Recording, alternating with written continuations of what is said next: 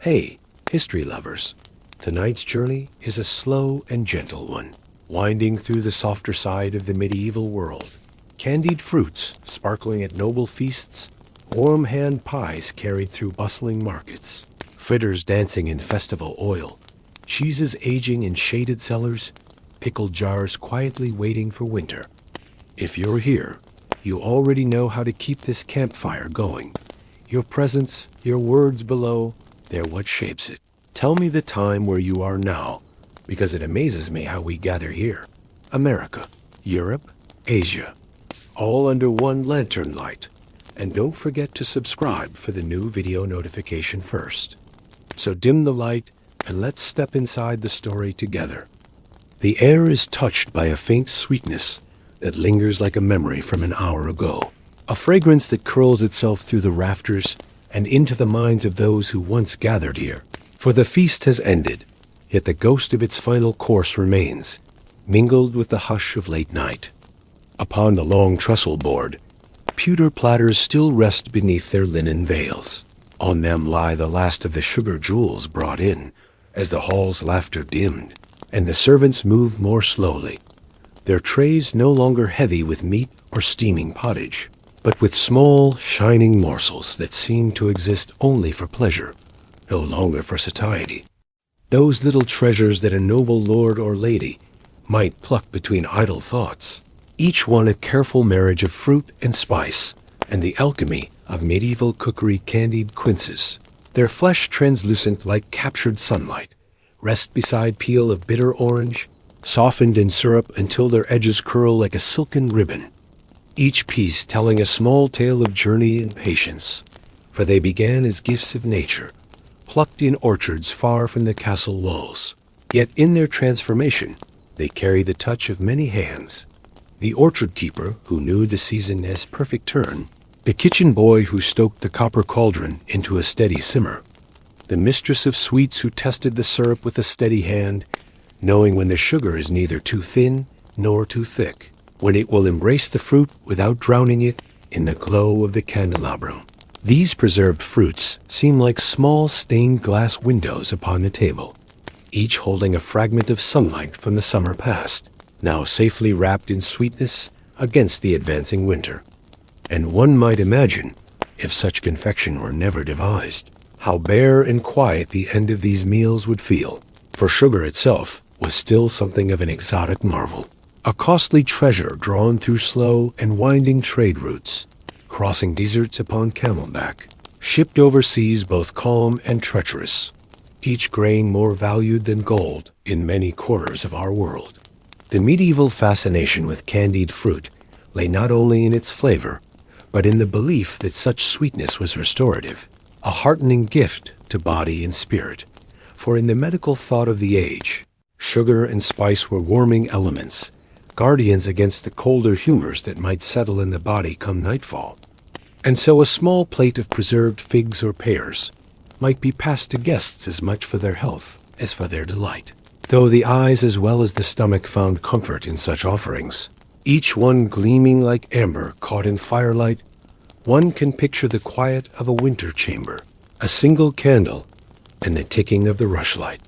As someone of means unwraps a small parcel brought from the kitchens, inside, slices of apple altered into smiling crescents by the gentle coaxing of syrup, or a strip of lemon rind whose sharp tongue has been tamed into mellow sweetness, a sugar hiding yet not smothering its fragrance, creating a taste more subtle than a banquet's roast yet far more intimate. Something for the mouth alone, not the eyes of the crowd. Spices, too, were no trifling addition to these sugared marvels. They were both companions and transformers. Cinnamon from the sun-baked lands of the Levant, smelling of warmth and familiar comfort, mingling its red-edged scent with the soft perfume of pears, cloves like tiny dark nails, as though borrowed from the trunk of a sleeping tree, lending their deep, almost shadowed heat, and ginger, peeled and sliced, candied in its own right, or hidden within sugared pastes, awakening the tongue even as the hour grew late and the air heavy with sleep. In the quiet after the feast, one might watch a lord lean back upon the carved backrest of his chair, holding a gilded plate upon which only 2 or 3 small candies remain, his thumb resting idly against the cool metal, perhaps thinking less of the day's petitions or the matters of his lands, and more of the strange fact that this sweetness, grown from orchards he may never see and crafted by a cook whose name is barely remembered beyond the buttery, has traveled across kingdoms to arrive in his grasp at this gentle hour. It is a chain of hands and distances that tastes of an entire world, rendered into something just large enough to place upon the tongue. Among nobles, the sharing of such delicacies sometimes carried subtle messages. A host might lay before a favored guest a morsel of the rarest fruit, perhaps citron peel from the distant southern coasts, treating it as both a gift and a statement, a quiet proof of wealth and worldly connection. Yet the true poetry of these treats was not always in their rarity, but in the patience and skill of those who made them. For sugar work was no small art.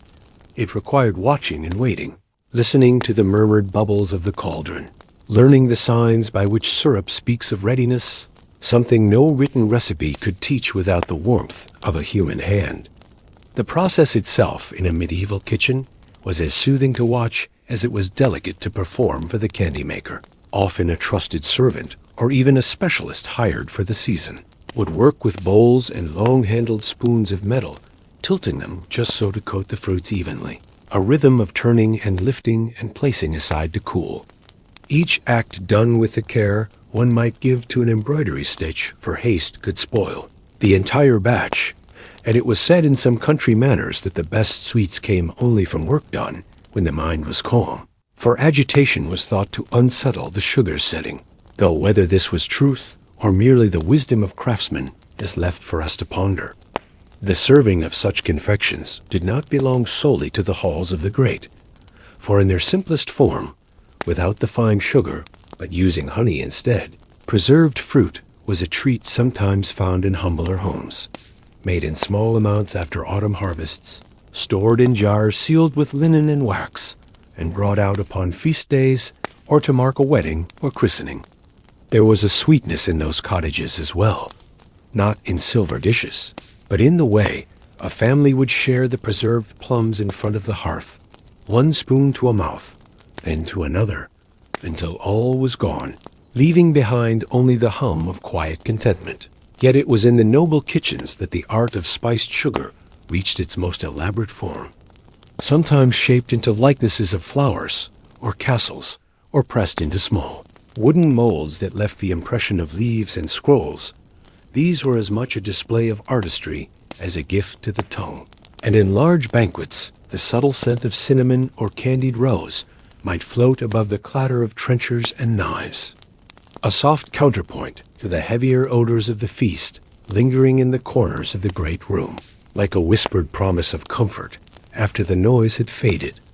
There are manuscripts still resting in archives, their pages worn and softened by centuries, where one may find descriptions of sugared almonds presented in brittle jackets, of anise seeds coated until they glistened like pearls, of jellies made from quince paste, cut into squares and dusted faintly so they would not cling together.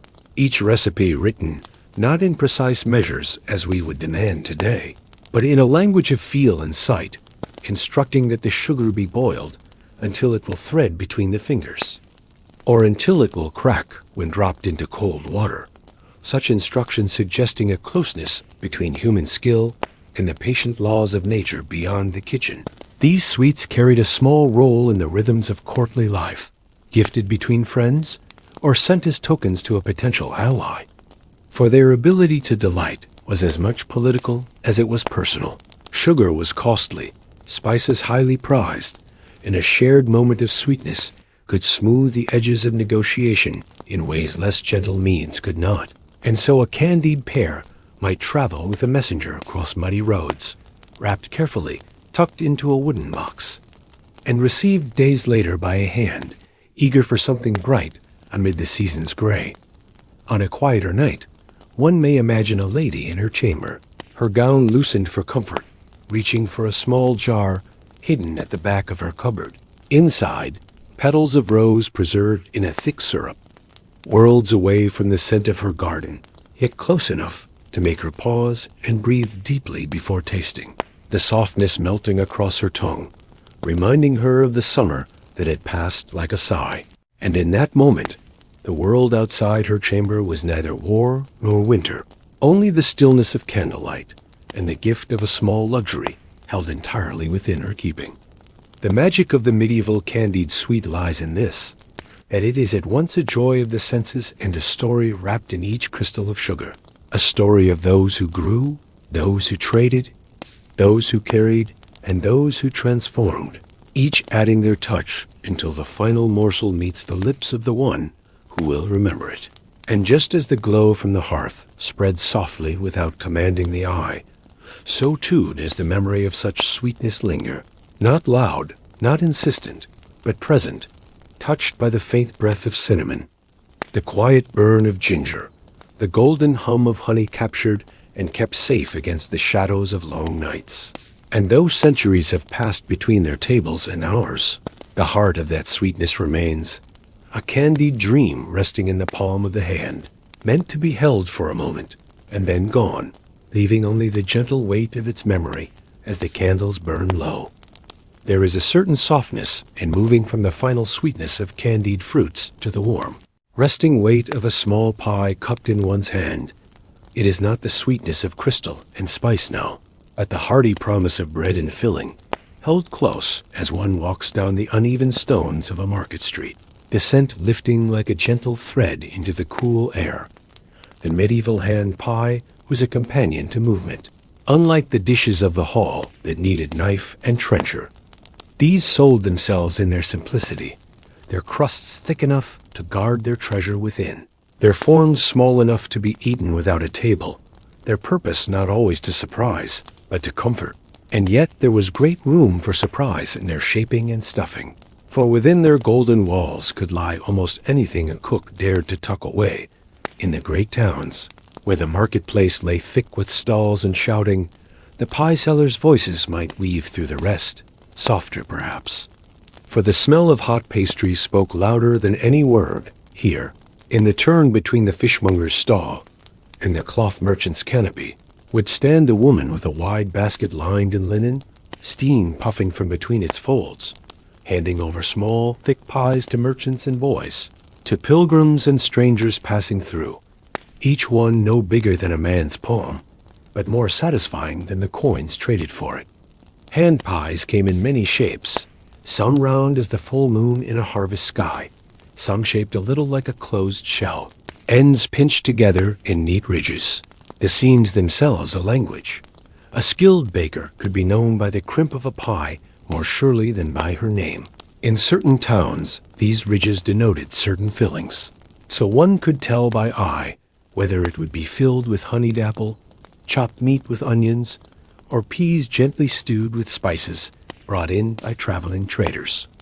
The crust was both cooking vessel and container, made from rye or wheat or spelt, depending on region and means, and for the wealthier markets, perhaps enriched with butter or lard to grant a tender crumble.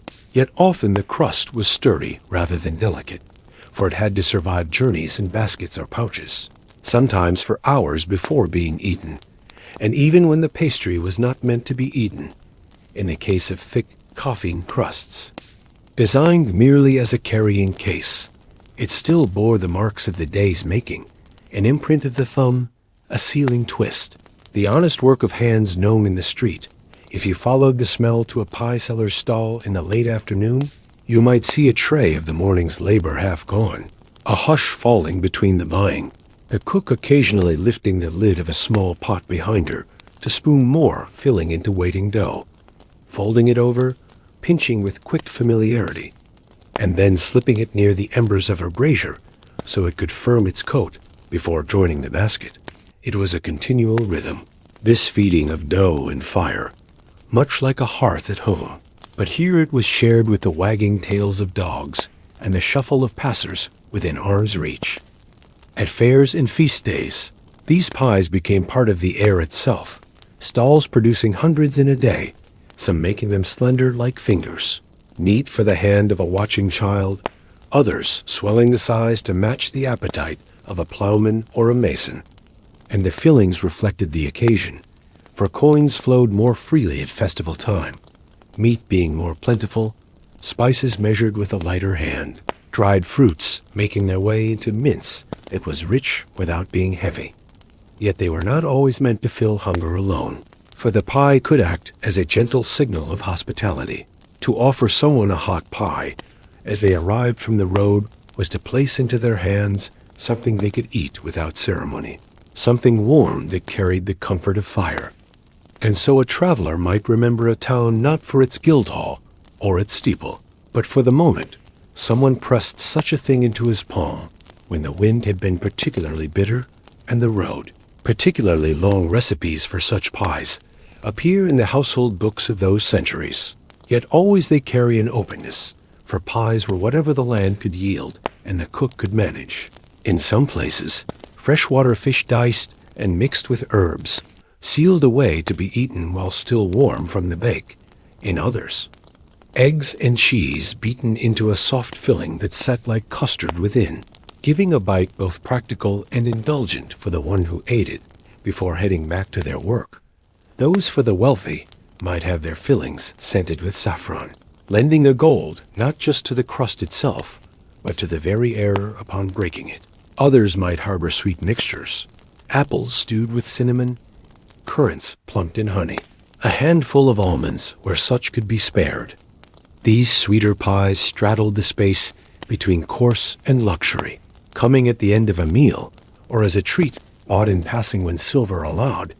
It is easy to see them in the mind's quiet theater pies, making their journey from oven to street, to hand disappearing into the slow rhythm of chewing the eater perhaps, standing near a wall to watch the market flow around them, or walking, head bent slightly as they bite, letting the warmth sink inward, the crust flaking into the cloth of their sleeve, the filling releasing its steam into the afternoon's chill. Some pies carried across seasons as well as streets, for those made in great ovens on baking day could be stored for a time, the filling's moisture locked within while the outer crust grew firm, taken on journeys, eaten beyond the town and into the green folds of the countryside, at shearing, at planting, at distant fairs where the seller's voice was strange, but the comfort of the pie was familiar enough to make paths feel shared. The making of pies in such numbers was a craft that lived beyond the edges of cookery into the coordination of fire, time, and trade.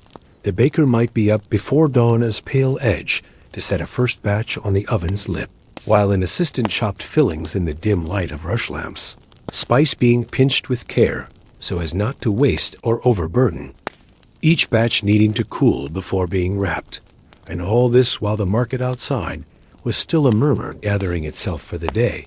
In towns with busy ports or crossroads, pies could be made to carry the taste of the sea or the spice roads within their crusts.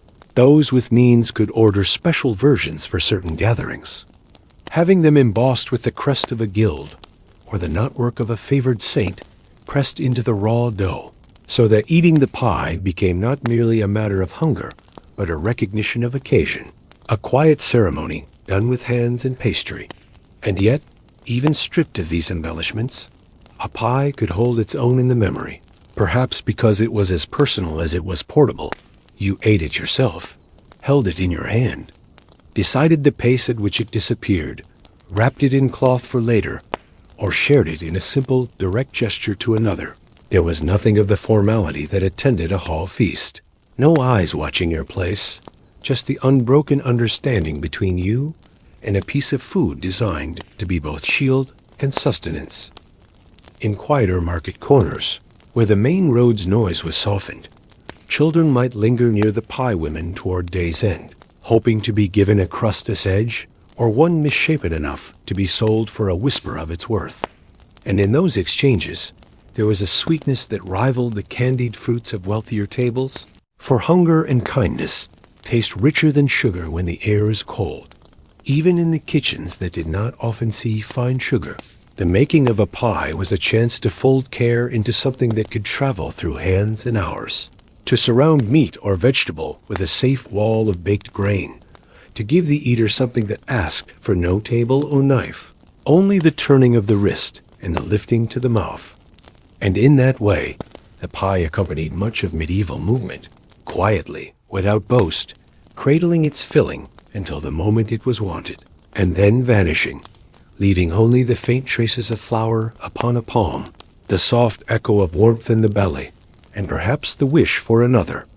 Some streets had corners where sound and scent danced together, where even before your eyes found the stall, your ears knew of its presence by the gentle hiss of oil and the occasional, cheerful crackle. Here the air seemed lighter, playful, lifted by ribbons of steam that curled upward past the awnings, carrying with them the smell of batter meeting heat. A smell both welcoming and faintly mischievous, the promise of something made not for hunger's sharp edge, but for joy's gentler appetite. In festival times, when the market swelled with more bodies and colors than usual, fritters found their perfect season. Their making belonged not to the quiet routine of household cooking, but to the giddy, brief hours when the streets themselves seemed to hum. The dough was mixed, not just to feed, but to amuse, to tempt the coin from the pouch of one who came perhaps for wool or salt, but would not mind leaving with sugared fingers. The making of fritters in the medieval mind was a thing halfway between baking and spectacle, the vendor often working in clear sight of the gathered ladle or wooden, spoon in hand lifting ribbons of pale batter to drop into the pan, where they folded in on themselves or curled like small sleeping creatures, the oil embracing them with a bubbling kiss, and the onlookers could not help but lean closer, as if drawn by warmth not merely of temperature, but of spirit.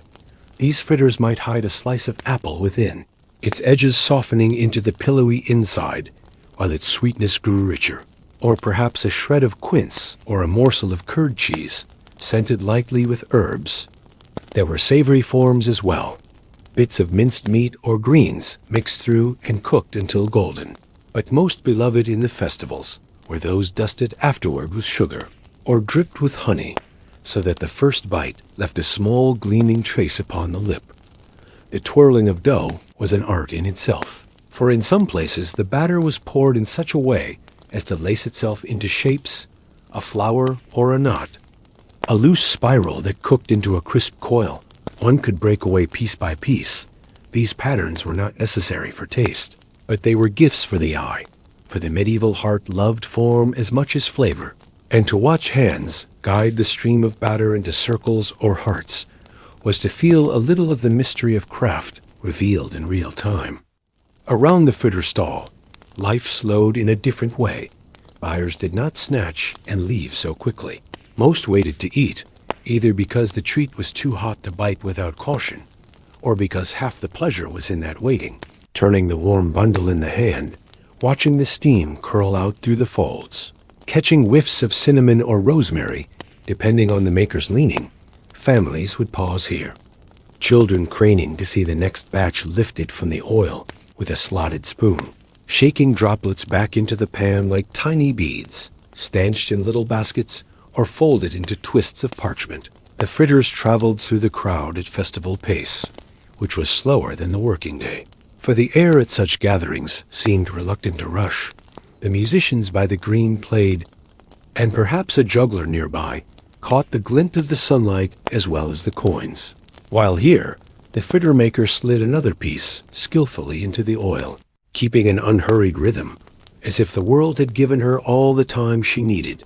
In quieter months, fritters were fewer, for oil was costly, and the labor to make such fine batter not always justifiable for plain meals. Yet on feast days in towns and villages, they became small symbols of celebration, much like the ringing of the church bell or the tying up of bright cloth, not filling in the way a pie might fill, but lifting the heart with a lighter sort of satisfaction, the kind that stays sweet a little longer in the mind than in the mouth. The recipes, passed between generations and kitchens, spoke in the language of touch and sight, telling the cook to stir until it feels as smooth as the mending of silk, or to cook until the edges are browned like wheat in August, sometimes advising that honey be warmed before drizzling so as to flow like summer water, or that a sprinkle of spice could charm a traveler into remembering. Your stall above the rest flour and eggs and milk could be anyone's, but the memory one left behind was the true difference. Travelers to warmer lands brought back whispers of fritters scented with orange blossom, or of batters enriched with ground almonds. And in some wealthy feasts, the fritters might be served in the final course alongside candied fruits and wafers, both to please the learned palate and to delight the less refined. For battered sweetness speaks across all tongues, weaving its approval into the shared hum of the table. One might imagine standing in the middle of such a busy fare, pie in one hand from earlier, fritter in the other now, the two scents mingling like an accidental poetry, the crumbly steadiness of crust balanced against the light crispness of fried batter, and the day around you turning like the slow dance of banners overhead, the marketplace pulling you onward toward another stall, yet always your head half turned toward the sound of that quiet sizzling, the small hypnotic song of the pan for the fritter maker herself. There was pride as well as profit, though the profit might be modest. The look of enjoyment in the eater's face was a rarity in more practical trades. And in repeat customers there was a kind of connection. Small children once lifted to see the fritters now returned grown, pausing at the same stall, out of habit or nostalgia, buying one for themselves or for those now at their own side. A thread in the lacework of the market that wove years together, even in their simplest form. Fritters held a touch of the extraordinary, because they required a gathering of ingredients, of fire, of onlookers. They felt out of place in solitary kitchens, belonging instead to spaces where voices mingled and coins clinked. The faint swallowing sounds of those tasting whispered against the gentle music of the crowd. And it is perhaps this shared setting that made them linger in people's thoughts long after appetite was answered. And near the end of the day, when the sun bent itself lower, the batter grew scarce, the oil less quick in its bubbling, and the maker might exchange the last golden pieces for bread or for a wedge of cheese from a neighboring cellar, the stall's cloths smelling faintly now of heat and spice, soon to be folded away until the next need for celebration brought them forth again, leaving behind only the memory of warmth against cold air, a trace of sweetness on the tongue, and the sound of laughter rising in the narrow streets like smoke that no wind felt inclined to chase away. There is a calmness in the places where cheese waits, a calm so deep you can almost feel it on your skin as you step inside. The air is cool and faintly damp. The light folds itself low against the walls, touched by dust that drifts as gently as cobweb threads here. The wooden shelves bear their quiet burdens each round of cheese, resting as if in sleep, slowly gathering its strength, its flavor, and its purpose. The festival outside with its fritters and music feels far away in this place. Here the only music is the softness of breath, the almost inaudible creak of boards beneath the step, and the faint whisper that milk gives when it changes. For cheese is transformation caught in a physical shape, beginning as something fluid and fleeting, drawn fresh from the cow, sheep, or goat at dawn, still warm from the body that gave it, and then coaxed patiently into a solidity that can endure the weeks and seasons ahead. In the medieval countryside, cheese was both common and precious. It belonged to every tier of life, yet it carried different faces in different homes. In the simple cottages of herders, soft fresh curds might be made quickly, warmed in the morning fire and eaten by midday with rough bread. These were gentle cheeses that lived only for a day or two, white as snow, tasting faintly of the meadow herbs the animals had grazed upon. They were never left to age much beyond their birth, for the work of the household and the appetite of the table saw them gone before the sun had circled twice.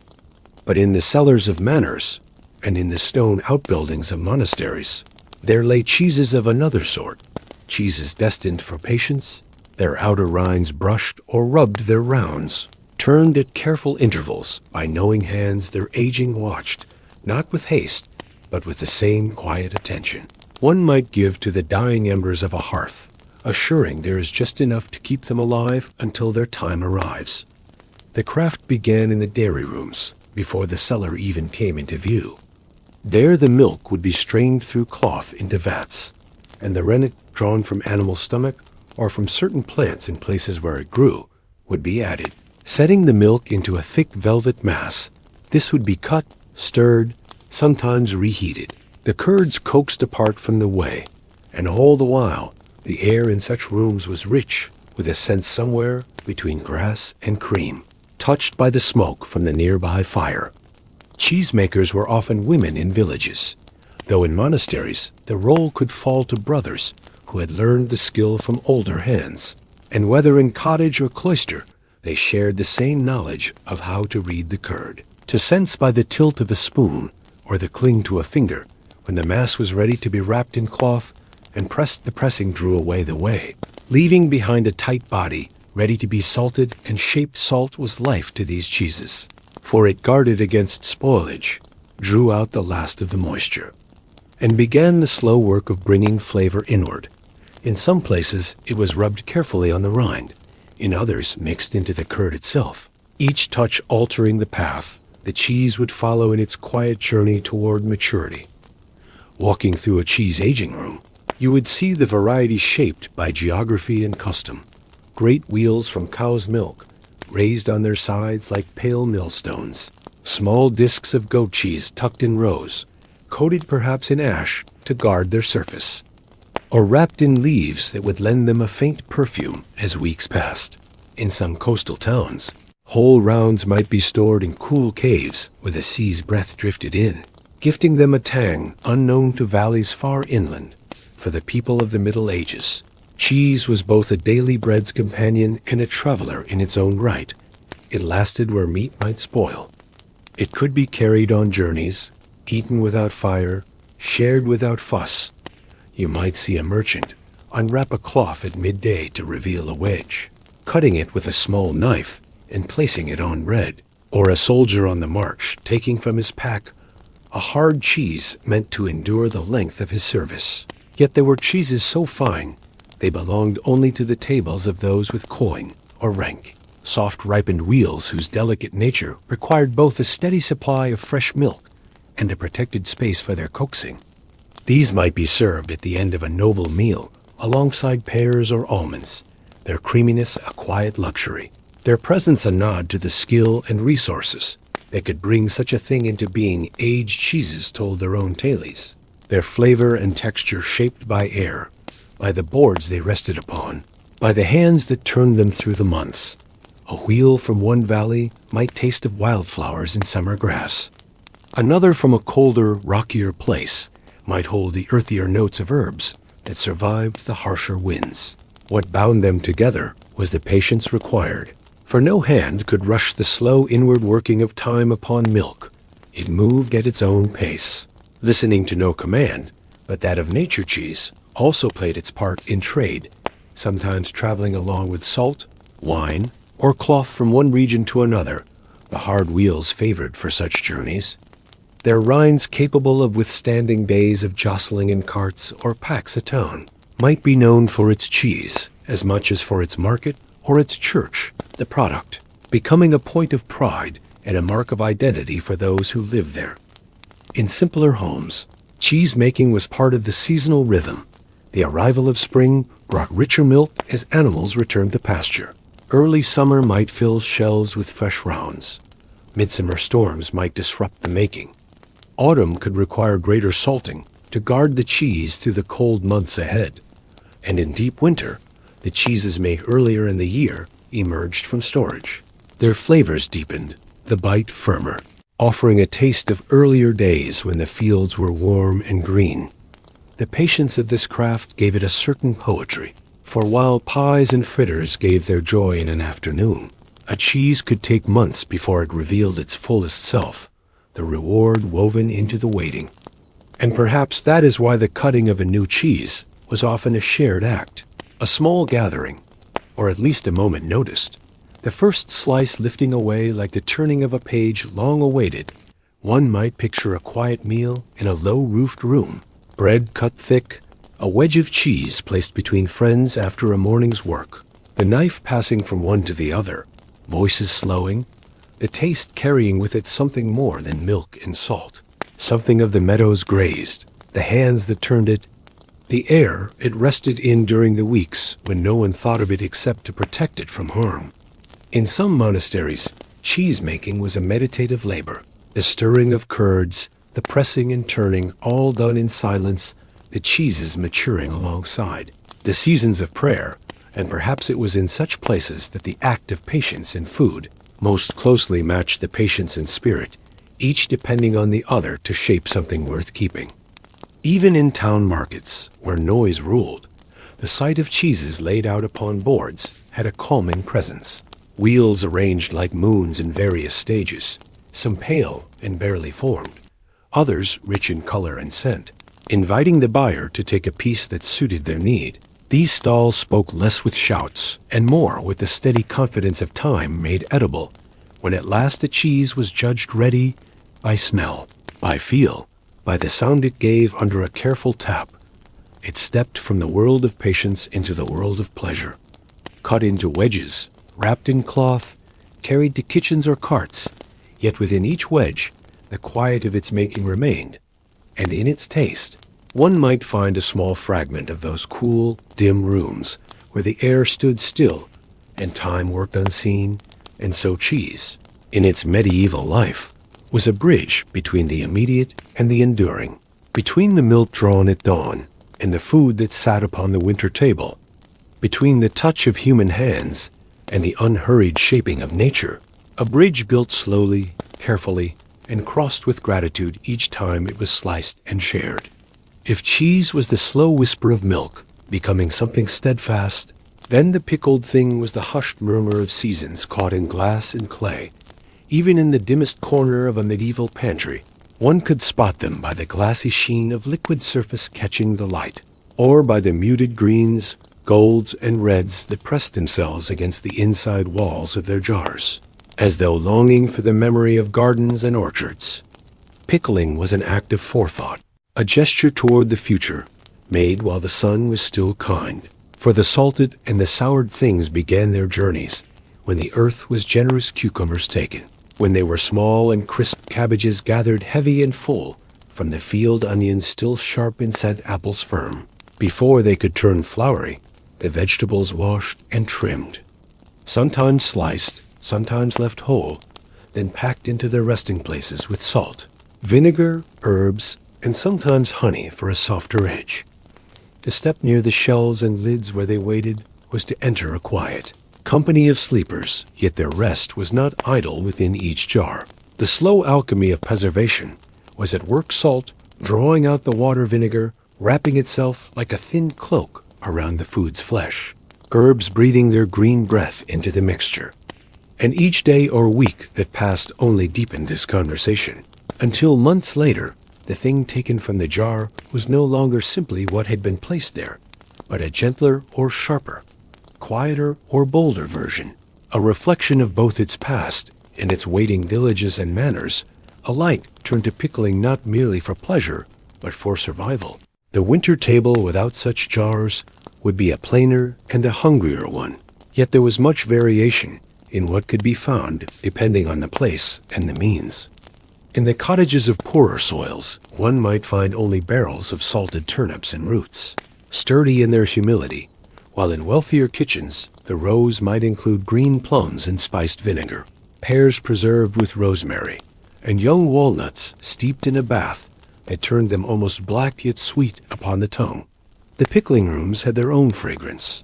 Unlike the creamy cool of a cheese cellar, here there was a tongue that caught lightly in the nose, softened by the must of old wood and clay, sometimes sharpened by mustard seed or horseradish laid into the brine, the air faint with herbs, dill, thyme, savory, that had given themselves over entirely to the keeping of what they surrounded.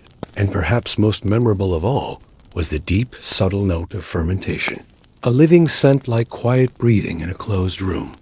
Some pickled things were eaten as simple accompaniments, placed upon the edge of a wooden board beside dark bread and cheese, their acidity cutting through the heavier fare.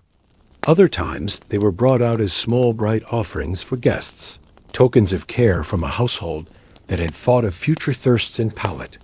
Needs long before the day of the visit, there was a small pride in unscrewing or unsealing a jar and seeing its contents, still whole, still vivid in their own way. In the countryside, the work of making pickles was a seasonal ritual. The first good day of late summer might see entire households busy with washing and slicing and salting.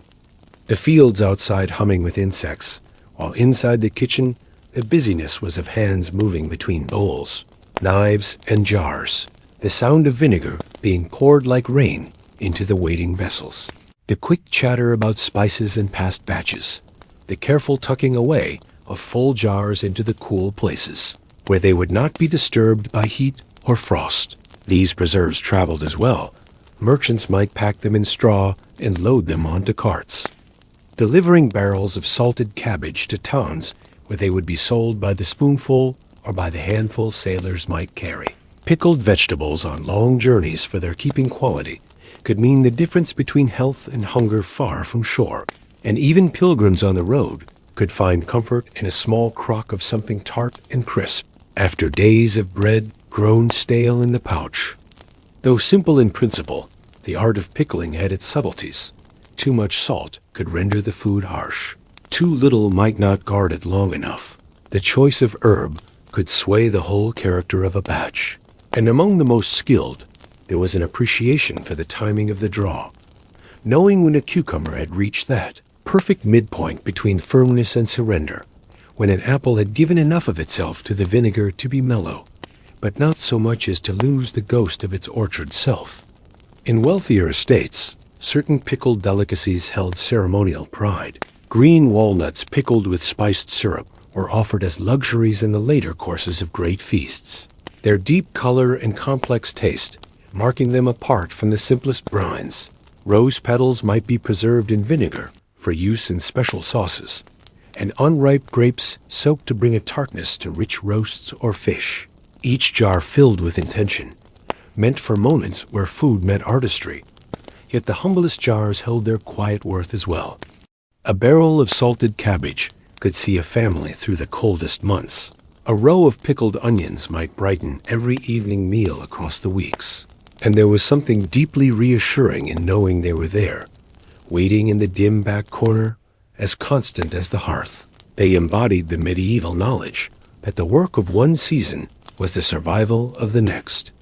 Watching the unsealing of a ferment in winter could feel almost like greeting an old friend, the tightened cloth or sealed wax giving way, the liquid inside shifting as the air reached it, the smell rising immediately to the air above the table, sharper after months enclosed, but also warmer somehow for having been kept so long.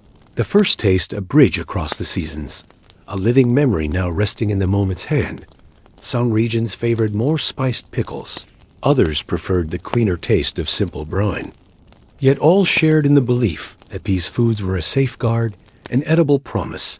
They asked only to be made with care, to be kept undisturbed, and to be given their time, giving back in return a brightness in the mouth when the days outside were short and the ground hard.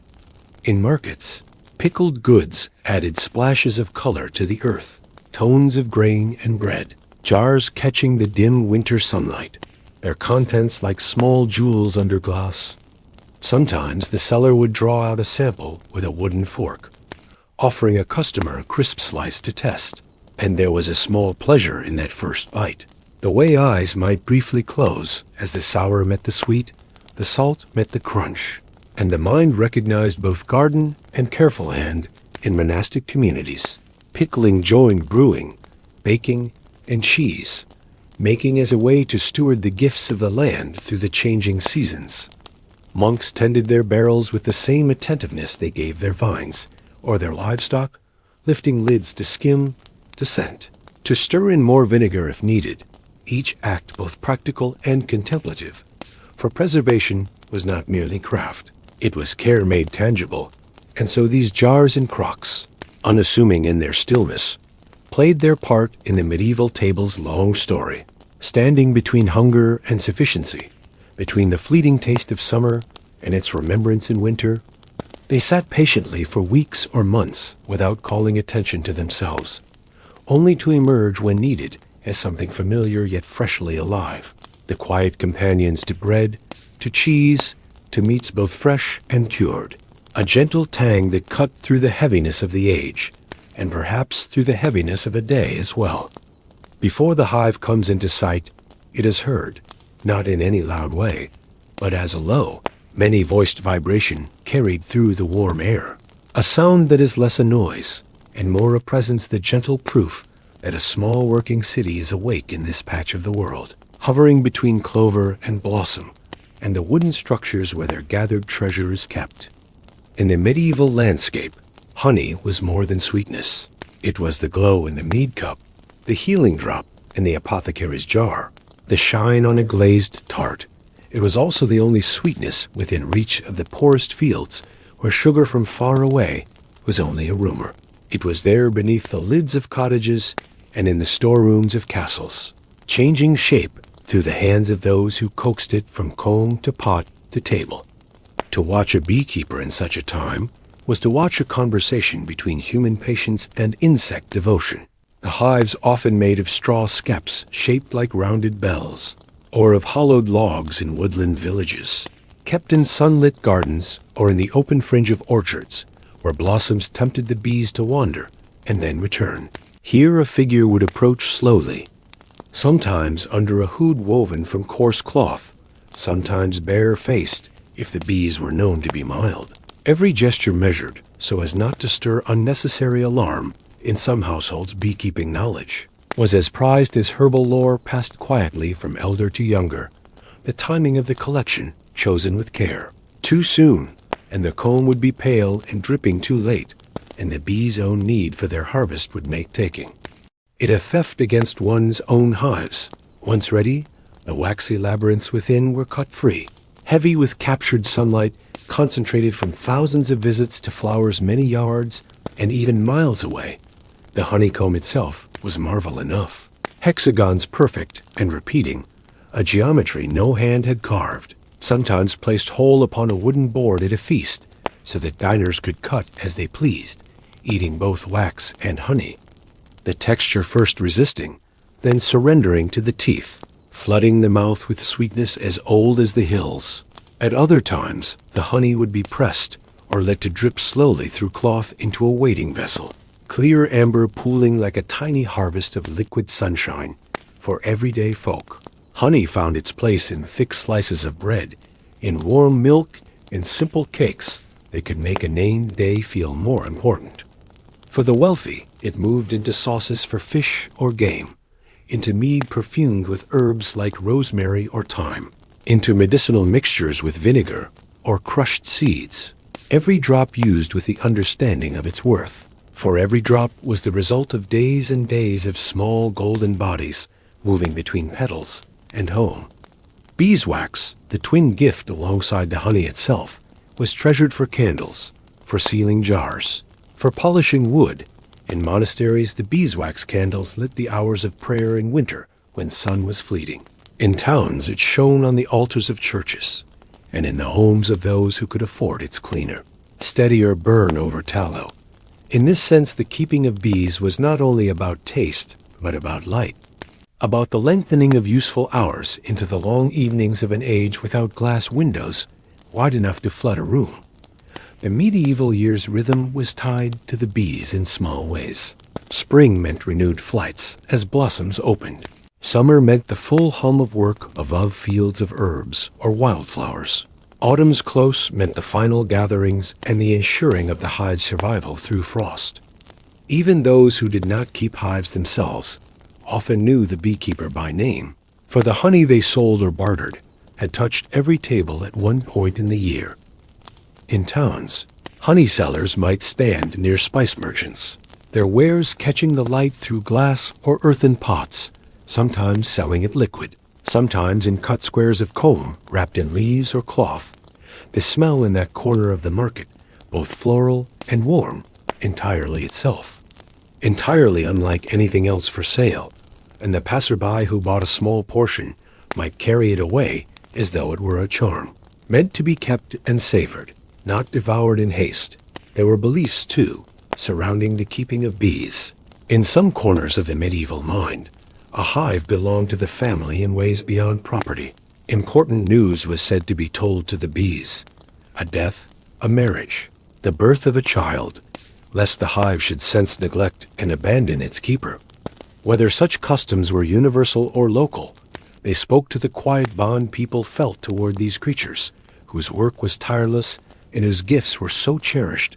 At the feast table, honey could appear in the glaze of roasted fruits, in the shine on almonds scattered over a dish, in the translucent pools under saffron cakes. The guests tasting it might not think of the skeps and the fields, but the path from blossom to mouth was a long and storied one. And within each golden drop was the work of many wings, each tiny journey stacking upon another until the jar or comb was complete. Even in the humblest usage, honey's sweetness carried a dignity. To stir it into a child's cup of milk on a winter evening, to spread a thin layer over bread for someone ill and without appetite, to mix it with vinegar and herbs for a sore throat, was to use it not carelessly, but with the quiet understanding that it was both food and something slightly apart from ordinary food, like a guest at the table who brought news from far away. In the calm of the beekeeping places, one could sense this respect. Hives arranged where they would catch morning light, but be shaded in the harshest afternoon.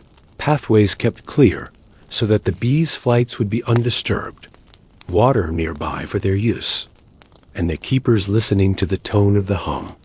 For it changed with the weather, with the flow of blooms, with the hive's own mood. In those tones, the experienced ear could hear health or trouble.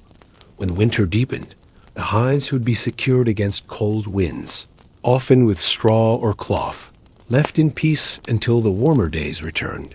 And so in the cold months, honey became a memory of light, scooped from the jar to ripple across warm bread, dropping from a spoon into the cauldron to enrich a pottage.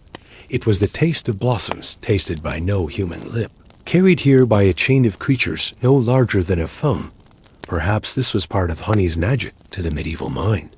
It was the collectiveness of the making, the way it blended the labor of many into a single nourishing stream, in an age where individuals were bound to the work of households.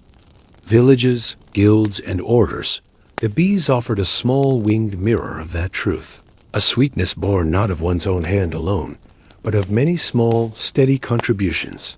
And so, in the long chain of medieval foods, honey held a place unlike any other, as a sweetener when sugar was rare, as a medicine when herbs alone were not enough, as a light when darkness pressed early on the day, its murmur coming first from the meadows, then from the straw hives, then from the warm rooms of kitchens and halls. And at each stage, there was a gentleness in its presence, a sense of having received something without harm, a golden thread unbroken from flower to feast. It begins with a faint metallic sigh, the hinge of an iron being turned, and then the small kiss of steam as the thin cake within meets the air. The smell is a gentle one, half bread, half sweetness, carrying the faint presence of spice, though not in the heavy way of a feast's gingerbread. It is lighter, more delicate, as if it might drift away if you lean too quickly toward it. In the medieval street, such smells often rose from the corners near churches or from the shaded edges of market squares, where waferers made their living pressing batter between long-handled irons, the plates etched with flowers, crosses, or simple lattice patterns, so that every thin cake bore a decoration as though it had been painted there by heat. The irons themselves heated over small coals, the batter poured in with care, then closed and held for the few heartbeats it took to cook. Wafers were not always sweet, though sweetness suited them well. They could be made without sugar, relying instead on honey, wine, or even a delicate savory filling to give them purpose, for some were served as part of a meal in noble houses, brought in between courses to cleanse the palate. Others were sold plain to travelers, their thinness making them easy to carry, stacked and wrapped in cloth until wanted. The making of a wafer was as much craft as speed. The iron needed to be hot enough to sear the pattern, yet not so hot as to scorch the batter, the timing judged by the scent as much as by the sand in any hourglass. A skilled waferer could open the iron at just the right moment, Peel the disc away without tearing, and lay it flat or roll it into a tube while it was still pliable from the heat.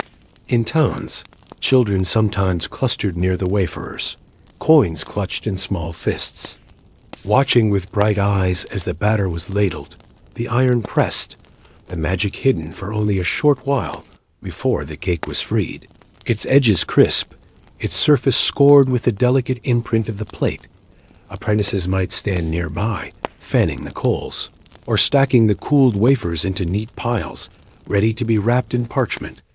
At church feasts and holy days, wafers appeared in greater numbers, for they were easy to make in advance and could be enjoyed without utensil or table. The patterns pressed into them often reflected the day, a saint's symbol, a simple cross, a floral border. And in some regions, they were handed from one worshiper to another as part of the shared joy of the gathering, eaten slowly on the walk home, so that the taste stretched out into the twilight waffles, entered the scene in their own time, hardier in the hand, their irons carved deeper to give the distinct honeycomb. They could catch drips of honey or spiced wine. They were kin to the wafer in method, yet offered a different pleasure in texture, thicker, chewier, yet still carrying that faint perfume of the fire and the batter's richness. In the hands of skilled street makers, they might be served hot from the iron, a small blessing against the chill of an early spring market. Some batters were enriched with eggs and milk, if the means allowed, giving a softness to the bite. Others made more humbly with water and a touch of oil, crisping quickly in the heat. In either form, they could be eaten plain or adorned, and in wealthier gatherings, a spread of soft cheese and honey might be laid beside them, encouraging guests to shape their own indulgence before the next course arrived. The thin breads made by similar pressing were often more practical, meant less for delight and more for the convenience of a food that was light to carry, quick to warm if needed, and useful for wrapping around bits of meat or cheese. Yet even among soldiers or pilgrims, there must have been moments when the sight of a perfectly patterned round, golden from its brief time in the iron, brought a quiet lift to the spirit. For the human eye has always loved traces of care where none were strictly necessary. In manuscripts of household accounts, purchases for wafer irons occasionally appear, an investment for those who wished to make them at home or to employ someone skilled, for the item was not inexpensive, and the art of using it without burning batter or hand was one learned through time, and small burns forgotten soon after. There was a certain pride in owning an iron with particularly ornate plates. The patterns it left behind a kind of silent signature. Markets often had one or two regular wafer or waffle makers, their presence as constant as the fish seller or the spice trader.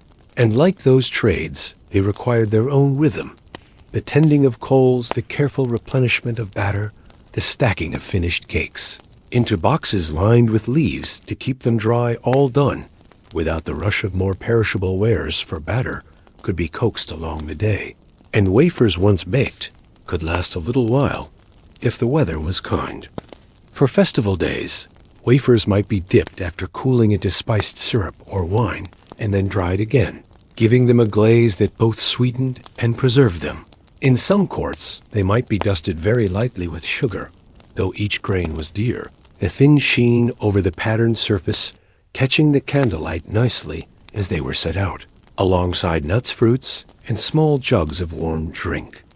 There was a social ease to the wafer or waffle, perhaps, that did not exist in foods requiring knife and trencher. A passer could take one in hand and continue walking through the lanes, or stand and talk while slowly breaking pieces away, sharing with a companion if so inclined. And in winter, the warmth in the hand was as welcome as the taste, reminding buyer and seller both of the fire that had made it possible. In smaller villages, the thin breads made in irons might be crafted only on certain days of the year, in part because of the care needed, in part because the iron was not always owned by the household itself, but shared or borrowed. And so those days took on their own quiet anticipation, the smell of heating metal and batter, signaling to neighbors that something light and crisp was about to pass among them. When eaten with honey, There was a bridge back to the hives and their murmur. The comb sliced thin and spread over the warm cake so that it melted into its patterned dips, filling each hollow with gold. In this way, the labors of bees and bakers met, one stacked upon the other in the making of a humble luxury that could travel from market, stall to noble hall with equal grace. There is something in the memory of such foods that clings not to the fullness they gave the stomach, but to the texture in the hand. The first crack as teeth meet crispness, the whiff of spice or smoke from the iron, the almost disappearance of the bite before it seemed swallowed, the way the pattern of the plate lingers as a shadow on the tongue, leaving a taste that is both bread and something lighter than bread, an edible whisper between one moment and the next. And so wafers, waffles, and their pressed kin lived a life between necessity and delight, carrying marks from the tools that shaped them, gathering honey, spices, or nothing at all, yet still earning their place on boards and in baskets, their thin faces holding the imprints of saints, flowers, or the simple crisscross of the iron's making, ready to be eaten quickly or tucked away for a quieter moment later, carrying a little warmth, a little pattern, and the faint echo of the place and time in which they were made. It comes first as a low, steady note in the air, like the hum of a hearth that has been burning since dawn. The smell is layered, grains softening in liquid, roots turning tender, bits of herbs sending up their ghosts each time the stirrer's spoon makes a slow circle through the pot. From a distance, you cannot tell its exact contents, only that it promises to be warm and filling and kind to the body after a day spent walking the rutted lanes or standing at a stall. Pottage in medieval life was as constant as sunrise, a meal that existed in countless variations, and for the common street vendor, it was as dependable as wool in the cold months. It asked little more than time, a pot, and whatever ingredients the cook could gather or barter.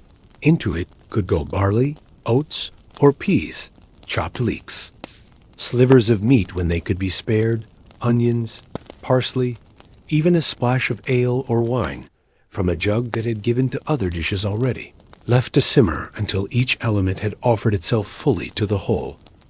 To stand before a pottage stall in the market was to stand before a living picture of medieval street life.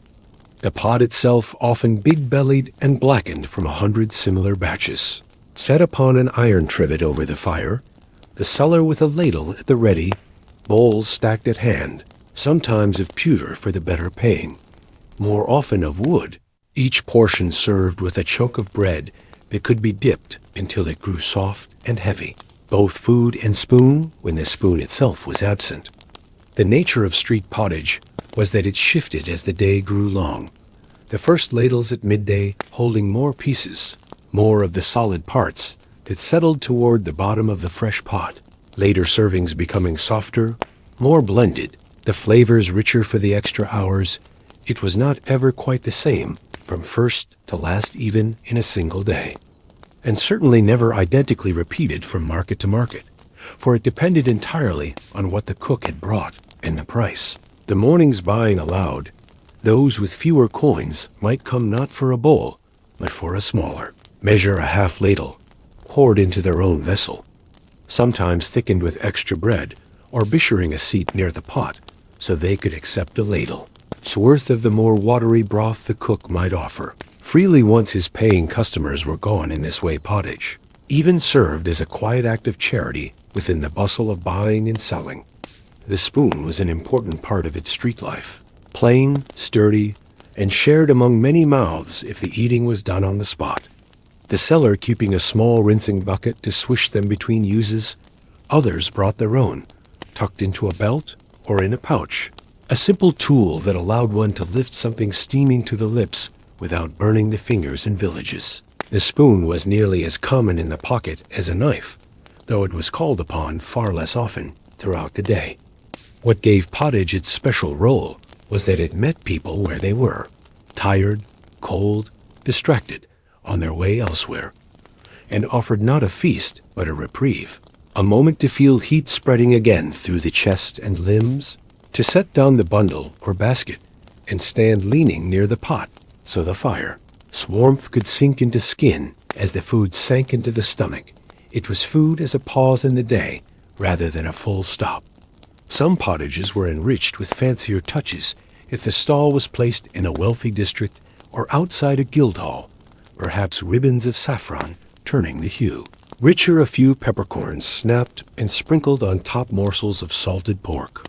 Dried fruit softened in the broth for a sweet, savory bite. But even these leaned more on comfort than on display. The bread beside them still plain, the bowl still simply filled until the curve of the surface threatened to spill.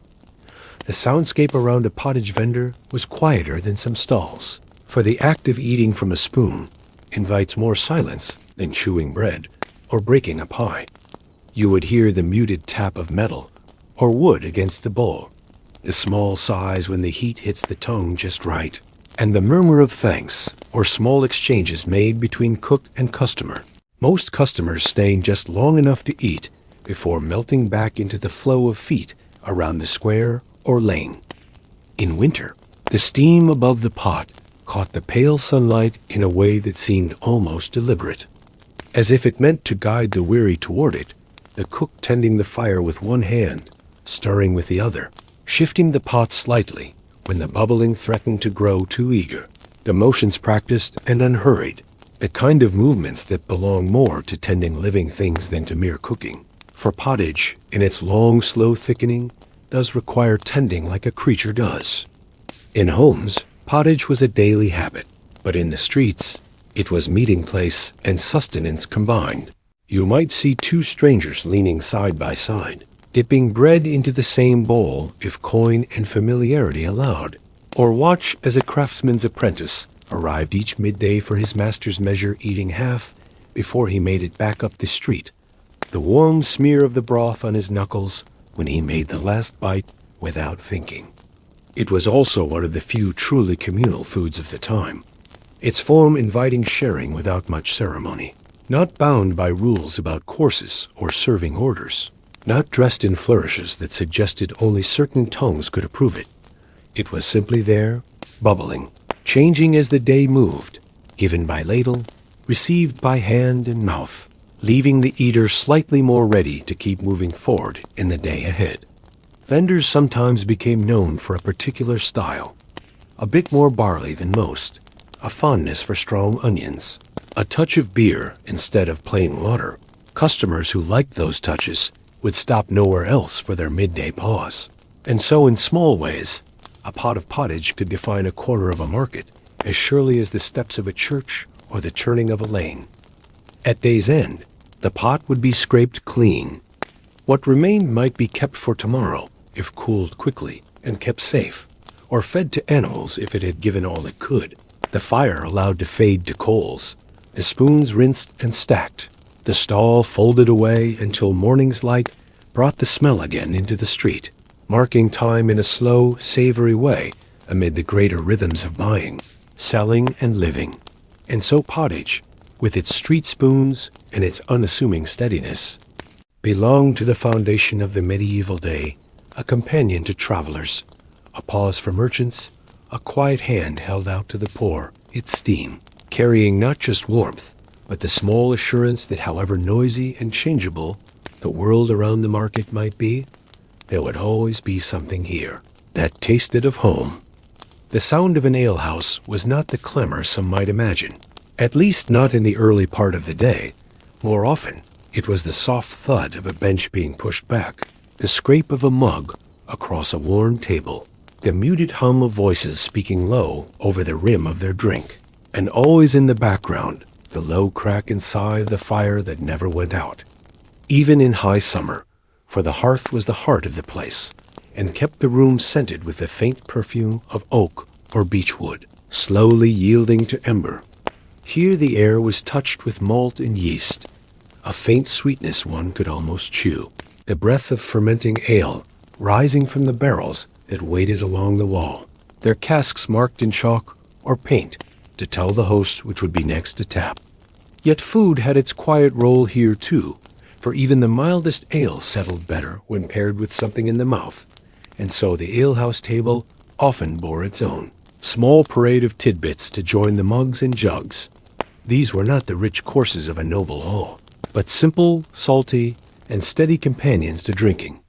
A thick heel of bread with its crust roughened by the oven's kiss. A slice of cheese, cut without fuss from a round, kept near the counter. A handful of roasted beans served in a small wooden dish. Wedges of hard-boiled egg dusted with a pinch of whatever spice could be spared. Thin curls of cured meat shining faintly in the lamplight.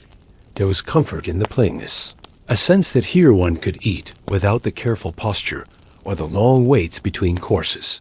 Here there was no order but appetite, no formality beyond the small nod given to the host when the food was set down. The tidbits came quickly, and if more were wanted, they came again quickly. And between bites the ale could be sipped slow or quick, as the tongue desired. The benches encouraged sharing, long seats where strangers' elbows might nearly meet, for space in such places was not wasted on separation, and more often than not, the sharing of space led to the sharing of bread or meat. The passing of a dish with a simple word, the sort of exchange that built the brief friendships of a public house, casual and pleasant, forgotten the next day, but genuine in the hour. Some tidbits were made in the alehouse kitchen itself, small things that could be prepared without fuss, roasted chestnuts in winter, set near the fire until their skins opened softly. Onions baked until they nearly melted when pressed with the knife. Hard biscuits meant more for chewing between mugs than for any hope of full satisfaction. Yet the simplicity suited the setting, for here you came less for the food than for the pause it allowed you to take between sips and words. The ale itself in such houses was often weaker than the sort brewed for special occasions, more a daily drink than a celebration, enough to wash down the salt of buttered bread or the savor of smoked fish without crowding the head, brewed from barley, oats, or wheat, depending on the land and the hands that made it, faintly cloudy at times. But trusted like water was not always trusted, for boiling and fermenting had already worked their own protections within it. You could tell the time of day in an alehouse by the sort of tidbits set out. In the morning, there might be leftover pies sliced cold, their crusts softened but holding. At midday more cheese and pickles, by evening roasted beans, nuts or cured meat slivers, to keep company with the slower conversations that took root when the light outside had gone, those who stayed longest, learning just how much a parcel of food could stretch when there was no need to hurry it. Travelers took their ease here as much as locals did, sometimes trading coin for a bed upstairs, if one was available, sometimes passing the evening before taking to the road again, a steaming bowl of pottage in one hand, and a mug in the other, the tidbits set between them, to be taken absent-mindedly as stories unwound. This mingling of the road and the hearth was part of what gave the alehouse its place in memory, even for those whose visits were few. There was much to be said for the sound of rain against the shutters, while a plate of bread and cheese sat before you, the mug warming your hand, your foot stretched toward the fire. For the alehouse more than the market or the roadside seemed to slow the pace of thought, the tidbits ready, the sips easy, the moments uncounted, except for the gradual drop in the fire, woodpile, and the deepening of the shadows. The keeper of such a place was often a weaver of small comforts, knowing when to refill without asking, when to bring out more bread without mentioning the charge, when to offer a sliver of something better kept for favored patrons. And though the tidbits themselves might be plain, the act of sharing them generously made them taste warmer, richer, linked to the welcome of the house itself. Ale and its companions also carried news as much as flavor for here, the fragments of the day's markets, the court's rumors. The road's telays were passed in the space between lights, a traveler asking about the next town might be answered, while splitting a boiled egg offered without. Thought a laborer speaking of the season. Work might punctuate his words with the bite of bread passed from the next bench down, in the low light of tallow or beeswax candles. The shapes of bread ends and cheese wedges took on a certain charm, their edges cast in soft shadow, their colors dimmed to the hues of earth and grain and cream. the clink of a ceramic jug against a wooden plate, making a sound that felt as old as any ritual. This simplicity had its own dignity, free from extravagance, yet rich in the ways that mattered to those inside. When the evening wore on, songs might rise, not always lusty or loud, sometimes no more than two men softly echoing a tune they both remembered from their youth. The rhythm marked with the back of a spoon against a tabletop, the tidbits forgotten for a span of verses, and then returned to, half chewed between lines, ale dampening the edge of the long day's weariness. The tidbits of an alehouse were not designed to be remembered in the exact sense of a recipe or a flavor, but rather to fold themselves into the memory of the place, so that years later one might recall the taste of cheese or roasted beans and find it inseparable from the memory of a certain bench, a certain laugh, a certain evening when the fire seemed warmer than the season should have allowed. And when the last guests rose to go, the crumbs brushed into a hand, the mugs drained of their last sip, the keeper might place whatever remained from the day into a small cloth to do in the morning.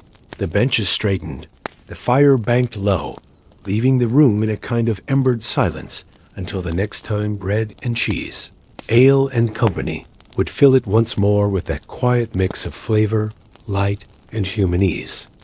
It begins with the faint shifting glow of coals beneath iron grates, a glow that breathes slowly each time the vendor stoops to fan it, sending a soft flurry of sparks up into the cooling air. Above them skewers rest in neat rows, each bearing its own small procession of flavor, the smell spreading through the crowd in ways no market cry could ever match. In the medieval street, roasting was both food and theater, for the act of placing something raw into the care of open fire and coaxing it until it reached the perfect color was a performance everyone recognized. The hiss as fat met ember, the slow turning of a wooden or metal spit, the sound of crackling skin or caramelizing edges, all of it pulling eyes and noses toward the stall long before coin and hand met.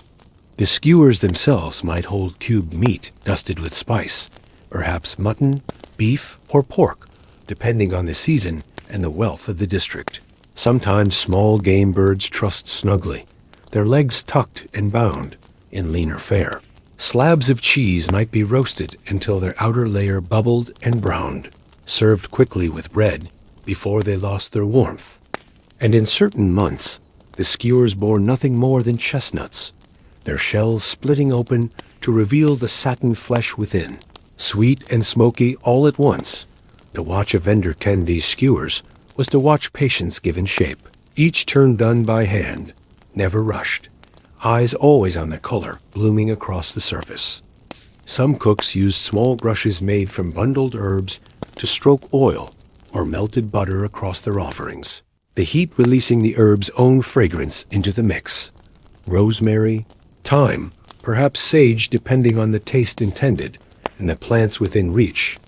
Such foods were well suited for the hand, bought with coin passed over the glowing cradle of the stall, held by their stick or skewered rod. Eaten in slow bites as one walked, each mouthful cooling just enough before the next was taken. In this sense, roasting was perfect for the market's rhythm, the movement of people constant, the smells chasing them down the lane or drawing them to linger and watch. The choice of seasoning could tell much about where you stood. A wealthier quarter might permit a scattering of imported pepper or even saffron-tinted oil rushed over the meat before serving, while in simpler markets it might be nothing more than coarse salt and perhaps a touch of vinegar dripped sparingly from a ceramic jug. Yet no one seemed poorer for it, for the fire itself gave a richness that needed little help. The chestnuts in particular had a kind of secret life, for they appeared suddenly when autumn deepened, like a flavor laid aside for most of the year, their vendors standing with flat, wide pans pierced for the heat to pass through, shaking the nuts as they roasted so none burned.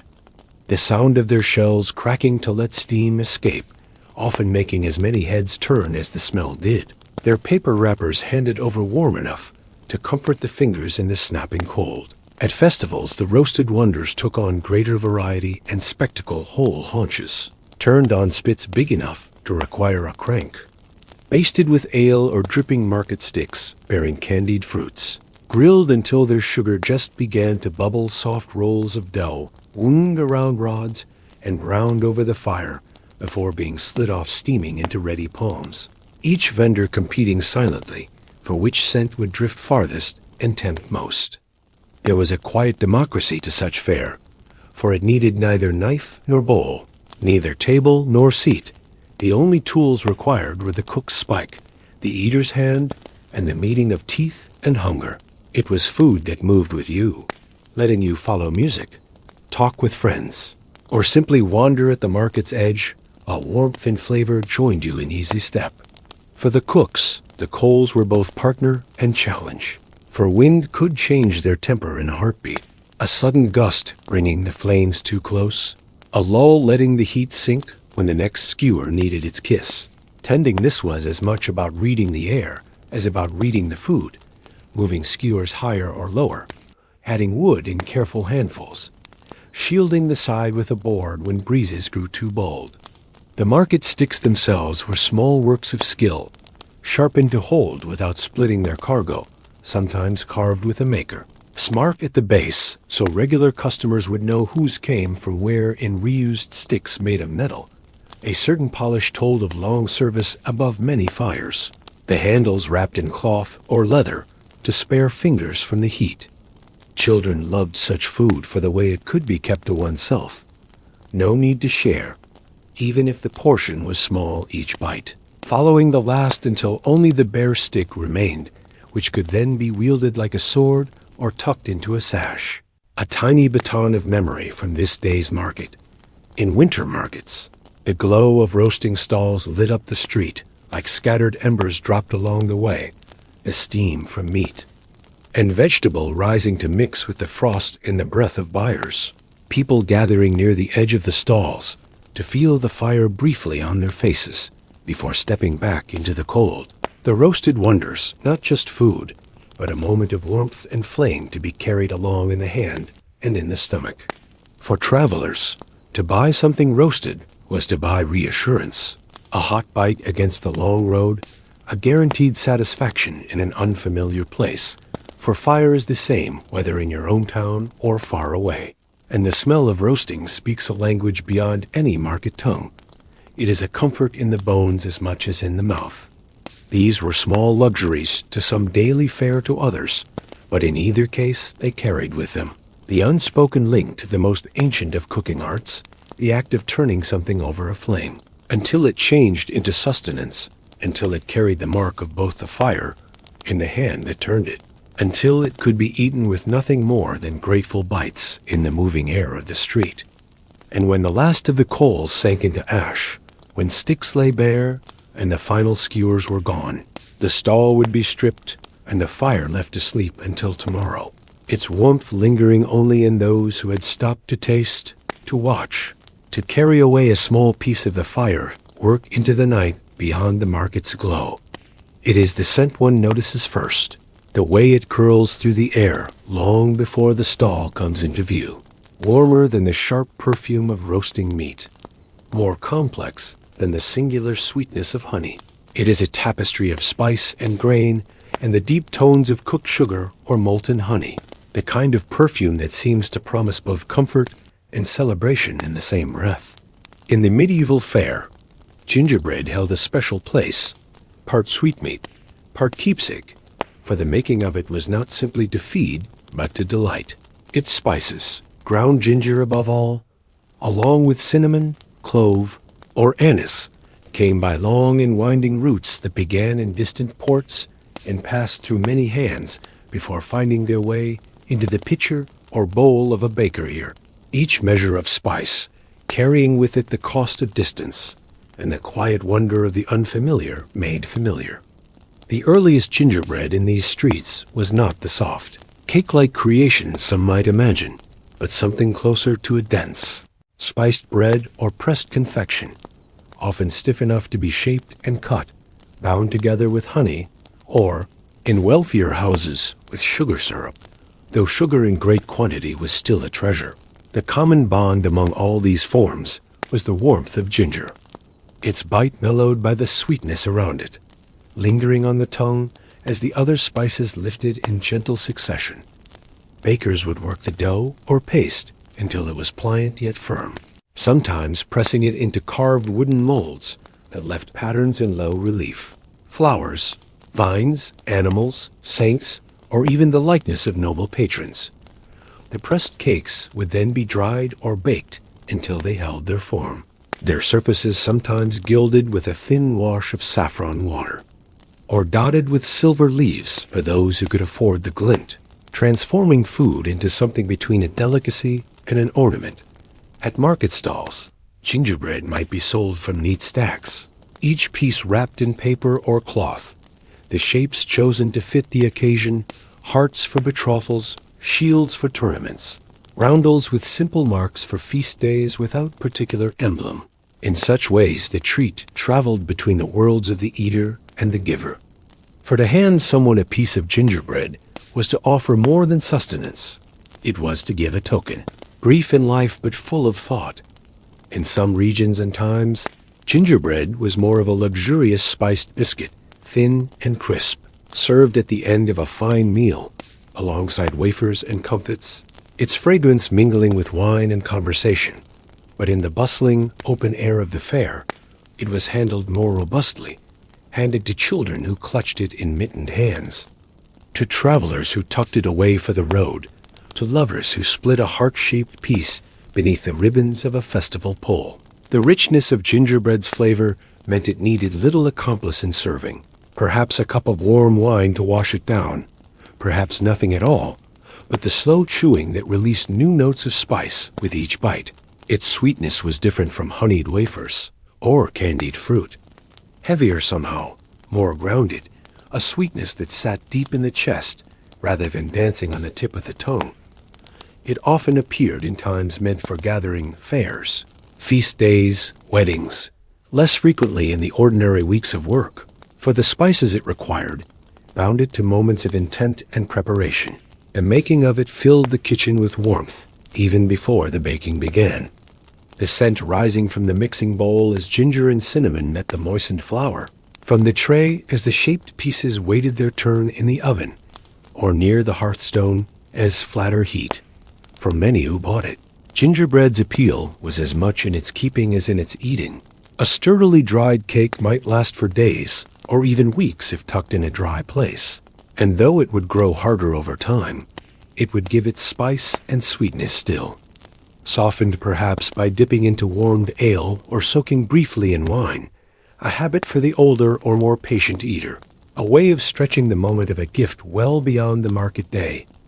At larger fairs, it was not uncommon for several stalls to sell gingerbread, each with its own style, some heavier on the ginger, others balanced with more cinnamon, some molding elaborate imagery, others relying on the plain appeal of a deep golden slab cut into simple squares, the competition unspoken but real. For customers might walk the stalls and choose by scent alone, deciding whose perfume was truest to their liking. The molds themselves were often small works of art, carved not only for function but for pride, passed from hand to hand in a baker's family, their surfaces darkened by years of butter and spice. The designs sometimes carrying old meanings, a flower with roots in a family coat of arms, a saint known for protection, an animal tied to the region as folklore, and so the gingerbread that emerged from them bore a quiet layer of storytelling within its pattern children. Of course, judged less by such matters and more by size, shape, and sweetness, their eyes fixed on the larger pieces that could be gnawed at over an afternoon's wandering. The gingerbread growing softer in the pocket's warmth, between bites, the surface pattern worn away long before the last crumb found its way to the mouth. In noble houses, gingerbread could be set out as part of a display rather than immediately consumed, formed into miniature castles, towers, or ships, the structure held together with extra syrup, or even bound in place with the aid of wooden pins, the guests admiring it as they would a fine tapestry before each being offered a piece chipped or sliced from its walls. The act of breaking it apart, marking the shift from show to feast. The medieval fondness for gingerbread was not simply due to its taste, but perhaps also to the sense it gave of faraway places, distilled into something you could hold. The ginger's origin across great distances, the cinnamon's journey, the clove's distant home, all bound and united with the most local of elements. Flour from the mill down the road, honey from the village hives. It was a blend of the world's edges and its hearths, brought together in tangible form. Even the humbler versions, made with coarse flour and a lighter hand on the spices, carried enough of that fragrance to speak of specialness, to make a morning feel apart from others, and to offer comfort on cold streets, each bite sending out small waves of warmth from within, the ginger's faint pepperiness lingering after the rest had gone. And at the end of the market day, when stalls were folding and the air lost some of its mingled scents, the gingerbread sellers would stack the remaining shapes with care, wrapping them against the dampness of night air, knowing that tomorrow they might still find buyers for the hearts, and shields for gingerbread more than many. Other street foods refused to fade quickly, its keeping quality. A quiet boast in a world where freshness was measured in hours. The dawn of gingerbread in medieval life was not only the beginning of a foodstuff, but the opening of a tradition, one that would curl its scented fingers through feasts and fairs for centuries to come, always carrying with it that first, unmistakable promise, that in the mingling of spice and sweet there lay a small portion of joy, pressed by hand, baked by fire, and given to be both tasted and remembered. There is something different in the warmth that comes from a bread oven too, large to belong to a single hearth. It is deeper, slower to fade, and touched with the scent of many meals prepared together. Here in a small stone building on the edge of the lane, a door stands open to let the last of the day's heat drift out. Inside, the oven's mouth still glows faintly, lined with the ash of a morning fire whose work is done.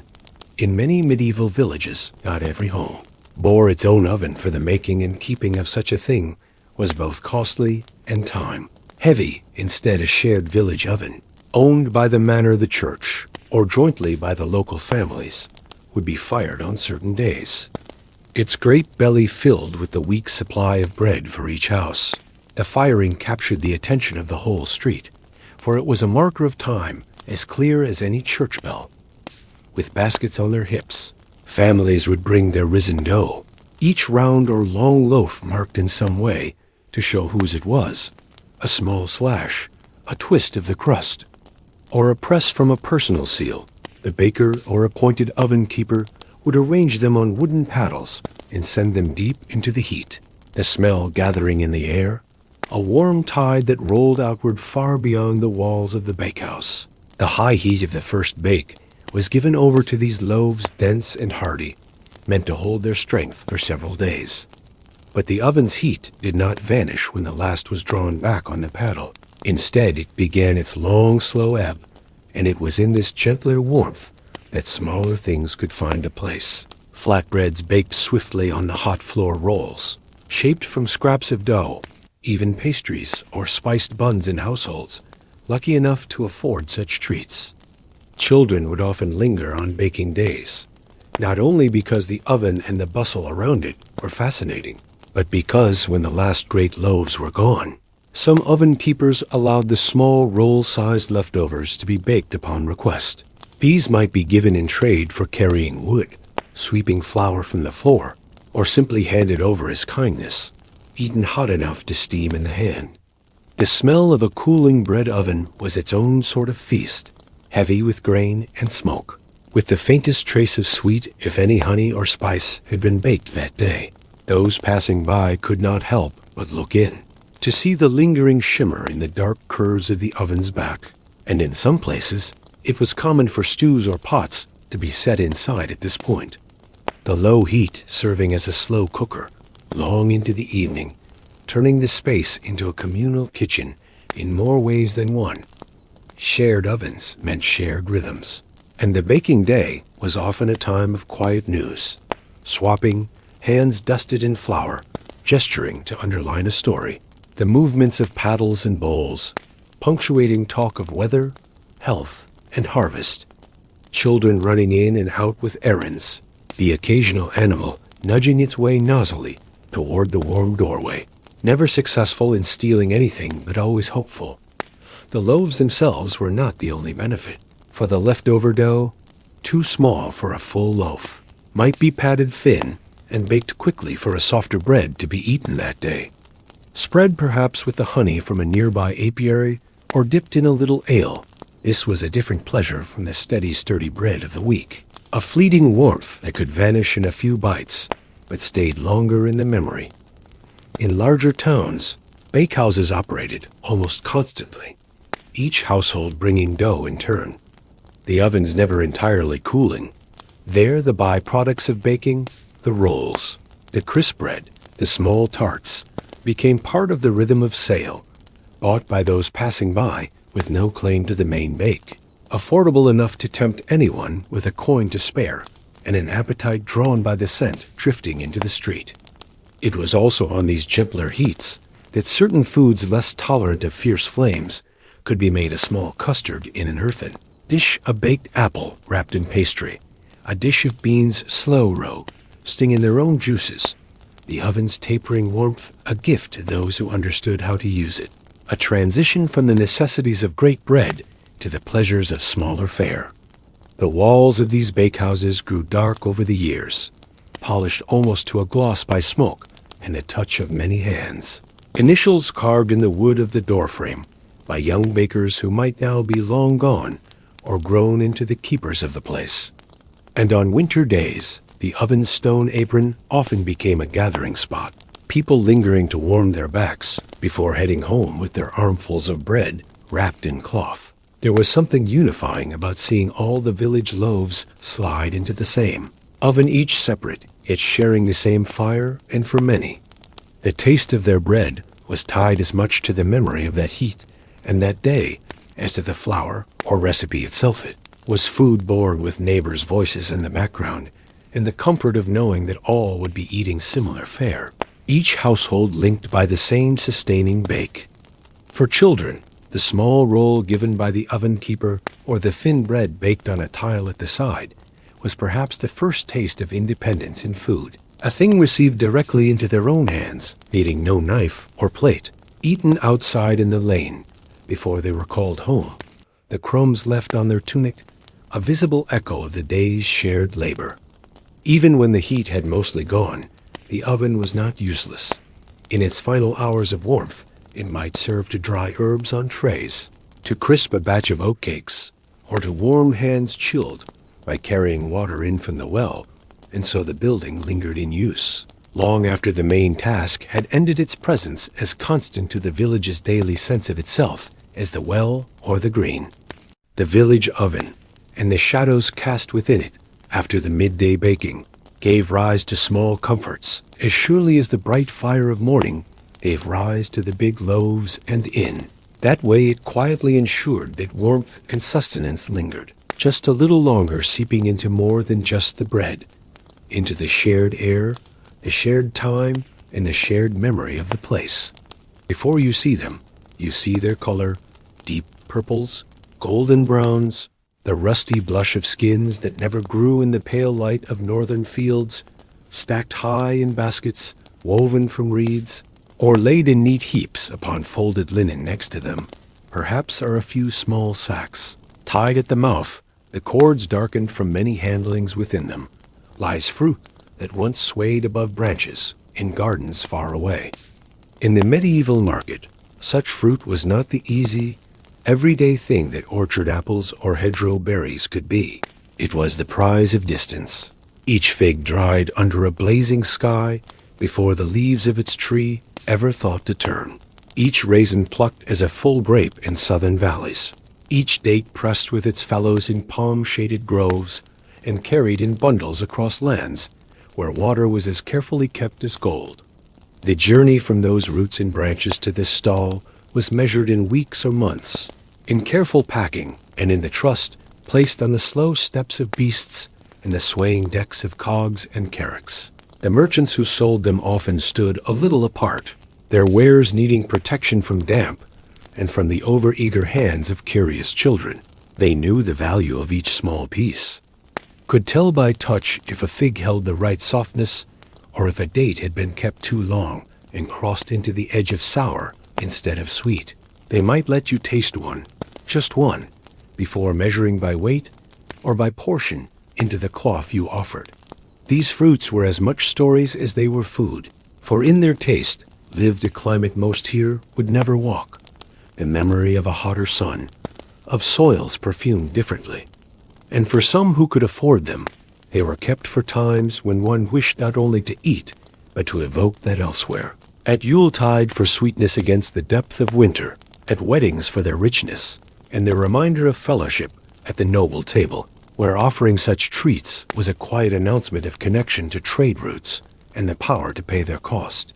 The raisins held the shadows of vineyards where summer lasted longer, their skins wrinkled from the kiss of heat, tasting of wine without any weight of drink, used in buns, in small spiced pies, or dropped into a simmering pot to swell again and share their dark syrup back into a sauce.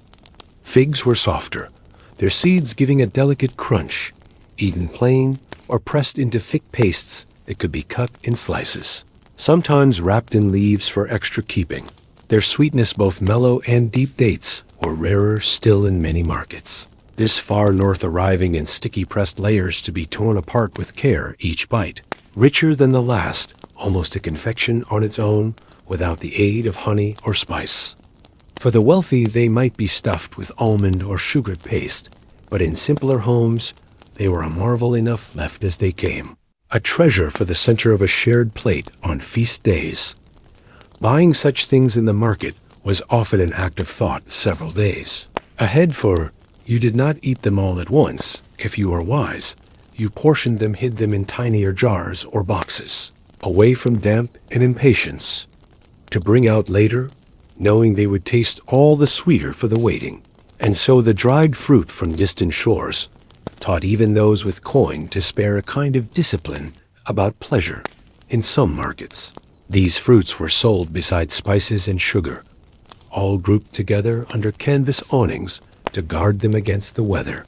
The scent in these corners of the market was more complex than anywhere else, every breeze carrying hints of cinnamon and clove from one sack, mingling with the dense sweetness of figs just broken open. Here you might hear half a dozen languages in the space of a short wait to buy, proof of the long paths that had converged, just long enough to make this exchange possible. Dried fruits traveled in ways fresh fruit could not, their long life made possible by the sun that had concentrated them. So they were part of the diet of travelers and sailors when other soft goods would spoil. They sweetened coarse ship bread, lightened the palate after long stretches of dried fish. And in monasteries, they became both a treat and a sustaining food during fasts, when meat was withheld, but the body still needed strength in wealthy kitchens. The cook might chop raisins and figs into meat dishes, mixing sweet and savory in the fashion the medieval palate prized, or create confections where fruit paste was shaped into small sculptures, dyed with saffron or other colors, meant to astonish as much as to please. And for the most prestigious feasts, candied versions of these fruits were made, coating them with the even more costly touch of sugar, turning them into jewel-like sweets for the table's end. But there was equal joy in simpler uses. A fig shared between two friends at a feast, each pulling it apart by the stem, the seeds scattering their tiny crunch, or a handful of raisins dropped into the pocket of a child sent on an errand, a quiet payment for the distance, walked eaten one at a time along the route home, so that none of the sweetness would be hurried. Even for those who rarely bought them, the sight of such fruits in the market was a mark of the season and the larger world as reach, a reminder in a small village that there were places beyond the hills where the trees stayed green longer, where different birds rustled in different leaves, and that through the winding web of trade, a small piece of that faraway place had arrived here, into your hand, into your mouth. Vendors guarded their stock carefully, for it was too dear to be lost to rain or careless handling, covering baskets quickly at any hint of drizzle, shifting goods toward the center of the stall when the crowd pressed too close, and at day's end, packing them into boxes lined with cloth or straw for safety on the journey back to their lodging. In such care was expressed the understanding that what they carried could not be remade here, could not be replaced until the next caravan or ship came in. The enduring appeal of these fruits lay not only in the flavors, but in the bridge they made between a medieval life measured mostly in miles walked and local harvests, and the imagination's sense of the world's breadth. To eat a fig here was to be reminded that orchards flourish beyond your sight, that vines heavy with grapes ripen in heat you will never stand under, that palm trees lift their green fans high over desert sands you may never walk. Yet somehow you are linked to them in this shared act of taste, and so among the barley and the cheese, the pies, the pottage, the honey, and all the sturdy goods of the home trade. The fruits from distant shores glimmered like small tokens of another life. Dense with sugar, the sun had spun in its own time, just enough to make a winter's evening feel touched by another summer, somewhere far across sea and sand. Long before the first lance is lowered, the nut sellers have taken their places, for these events draw not only knights and heralds, but the whole countryside within a half-day's walk. The tilting field is a bright lure for fighters and spectators alike, and where people gather in large numbers. There is always room for the small comforts of food that can be eaten while one's eyes are fixed elsewhere. The scent reaches you before the stall itself comes into view. The roasted aroma of hazelnuts turning in wide pans, walnuts cracked open to reveal pale, veined halves, and in some places almonds coated in honey and slow roasted until their skins carry a glossy sweetness. The vendors work bright with movement, scooping, shelling, stirring, their voices carrying over the noise to draw customers nearer. Some sell their nuts raw piled high in baskets for you to crack at leisure, their shells rough and satisfying to break with a small stone or a firm squeeze in the hand, others warm, them in pans over small braziers, the heat waking the oils within and releasing that unmistakable fragrance that can tug even the most focused gaze away from the lists for a moment. A cone of warm nuts passed into the palm, warding off the chill of the autumn air at these tournaments. The tilting ground is a place of both spectacle and waiting. Bursts of noise when knights charge, long pauses while armor is adjusted, horses cooled, and in these intervals, the nut sellers do their finest business. Their fare is perfect for the in-between moments, offering the steady rhythm of cracking shells, the satisfaction of chewing something both simple and rich, the slight salt or spice lingering while the eyes return to the field. Almonds are the pride of many stalls, for their cost marks them as special, particularly when dressed in sugar. Honey, or a trace of cinnamon, sold in small packets or handfuls, each one a little luxury between the larger roars of the crowd. Walnuts, too, have their place. More robust, often paired with dried fruit in mixed cones, their flavor deeper, their shells more of a challenge, but all the more rewarding for it. Hazelnuts, with their smoother shells and gently sweet flavor, are the friend to speed, for they can be cracked and eaten quickly between tilts. Their small size perfect for slipping into a pouch and carrying away. And for children, they are often the first choice, easier to shell with small fingers, the paper cones turning lighter in the hand as the field's action rolls on. The sound of the nut stalls is as much part of the memory as the taste, the clack of shells striking together in baskets, the scrape of wooden spoons stirring almonds in their syrup, the steady tap-tap of metal scoops filling cones, a soundtrack that winds itself between the trumpet blasts, and the clatter of hooves, the scents and sounds combining into something that feels inseparable from the tilting ground itself. Nut sellers know their crowd well, calling out to familiar faces who come to every fair or match, exchanging a quick jest or a brief comment on the day's contenders. Their working rhythm steady, one hand stirring or scooping, the other holding out the prize, transaction and hospitality bound together in one motion. And in the longer lulls, they might crack a few for themselves, eating with the same quiet pleasure they offer to others. These stalls are not only for the days of tourney. Of course, nuts travel well, and the merchants who sell them often make the circuit of markets, ports, and fairs, but there is something about the open air of the lists that suits them especially well.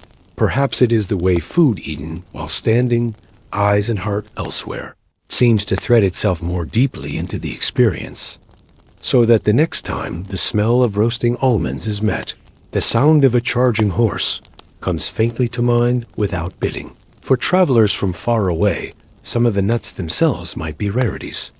Almonds brought north from warmer lands, pine nuts, gathered from mountain forests.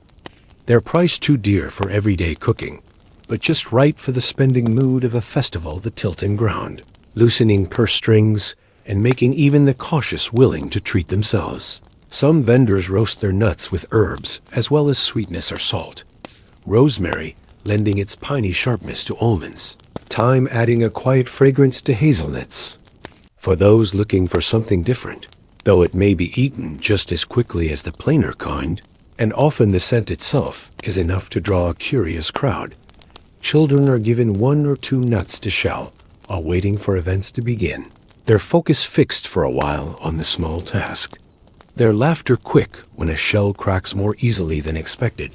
These little moments are themselves part of the day's tapestry, tucked between the brighter flashes of steel and heraldry, made whole again each time a bag of warm almonds or fresh walnuts is opened next to the tilt fence. At the day's close, when the lists are quiet and the last bout's dust settles, the nut sellers pack the remaining goods into sacks or wooden chests, their fingers scented faintly of walnut oil or the stickiness of cooled honey, the pans wiped down and stowed, the braziers banked or emptied into the worn strip of grass where they have stood since morning.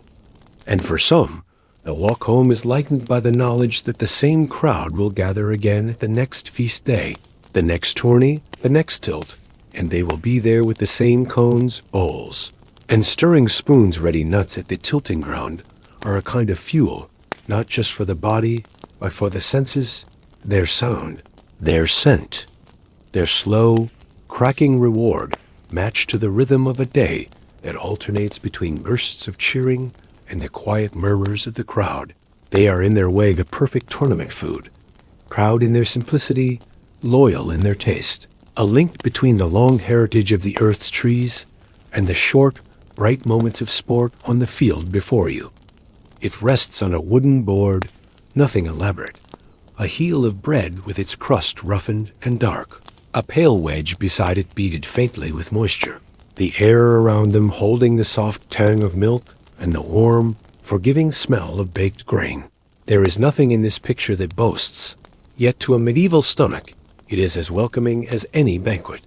Brown bread was the constant of many tables made from coarse meal ground at the local mill, baked in the shared oven, or if a family was lucky in their own small hearth, its color was the mark of its substance. Rye barley or the whole wheat that kept its bran. The dough mixed simply with water, sometimes leavened, sometimes left flat, always shaped to the needs of the household, round for easy baking, oblong to be sliced and shared. Its crust might be firm enough to shelter it for several days, the inside dense, with a chew that spoke of the grain's full presence. In better years, the meal might be finer, the loaf lighter, in harder seasons burlier and more stubborn, yet the satisfaction of breaking it open was the same, releasing a faint steam that smelled of the fields from which it came. Beside it, fresh curd cheese was a different kind of gift, one that could not wait long before being eaten, made from milk not far removed from its milking, warmed and curdled, then drained through cloth until it was thick but still tender. Most often it was unsalted, its flavor clean and mild, though a pinch of salt or a scattering of chopped herbs might be added if the mood or the garden allowed. Eaten together, they were companions that needed no interference, the bread offering steadiness, the curd its softness, one filling the jaw with familiar work, while the other melted without resistance, often taken in hand with nothing more than a knife for cutting, or even just fingers for tearing and pinching. Such was the informality and the trust between these two foods. For a plowman stopping at midday, this might be the whole of his meal. A hunk of loaf, carried from home wrapped in cloth. The curd kept cool in a small lidded pot, The eating done at the field's edge, with the wind moving past, and the work standing patiently until hunger was eased. For a child sent to watch sheep, it might be the same meal, but eaten crouched on a gatepost, the eyes roaming more to the clouds than to the pasture. These two foods were so commonplace as to be almost invisible in the records of feasts or markets, for they were not bought in display, but kept at hand in most homes, replenished without ceremony. Yet their very ordinariness was their strength, for where brown bread and curd were, there was no need for worry over the next hunger in leaner times. The bread might be stretched with peas or beans ground into the meal, the curd thinned with a little more whey to fill the pot, but the form remained, the habit held. For such foundational things resisted being set aside, and their making was often the first learned in a household, a young pair of hands, kneading dough or tying the corners of the curd as draining cloth, just as they had seen their elders do. There was quiet pride in a good loaf's crust, well browned without burning, in curds that set softly without souring, and in the simple but enduring pairing of the two, no less satisfying for its lack of embellishment, for hunger's most honest answer is not always the most elaborate one. Brown bread carried with it the flavor of place, the grain's variety, the soil it grew in, the quality of the millstones that ground it, and so someone long gone from their village might remember most vividly, not a festival, but the sturdy taste of the bread they grew up with, the way it felt in the hand, the way it yielded to the knife, the sound it made when broken. These were the comforts distance could not quite erase. Fresh curd, for its part, was the taste of immediacy, a thing of the present moment, its mildness hinting at the green pastures outside and the work of the herd within them. It lasted only a few days before losing its delicate nature, and so it was always eaten young, often in the same wheat it was made, its brief life making each encounter with it a small reminder to be glad for what was in front of you now. The act of sharing these was as unassuming as the food itself, a wedge of bread cut in two, a spoonful of curd given over without ceremony, perhaps with nothing more said than a nod. Yet in that easy exchange lay much of what sustained communities. The quiet acceptance that to feed someone, even in so small a way, was to keep a thread of kindness strong between you. Inside the home, the bread might rest on a shelf, cut from the wall, the curd in a glazed pot near the coolest part of the room, their presence reassuring for being constant. Within reach at any hour, someone returned from work chilled or weary, needing only a bite or two to bridge the gap until the main meal. And so, if all the richness of the market, the spices, the roasting meats, the sweets, and the distant fruits were stripped away, these too would remain, not as leftovers, but as the root from which much of that abundance had grown. The base of the meal, the part that asked for nothing to be good, and gave what it had without asking for thanks. Perhaps that is why, in the end, they hold their place even in memory's quieter corners. Brown bread and fresh curds, neither one loud in flavor, yet together forming a harmony that could steady hands, fill the emptiness left by work, and tie the eater in a simple, enduring bond to the land and the living creatures that made such humble, sustaining things possible.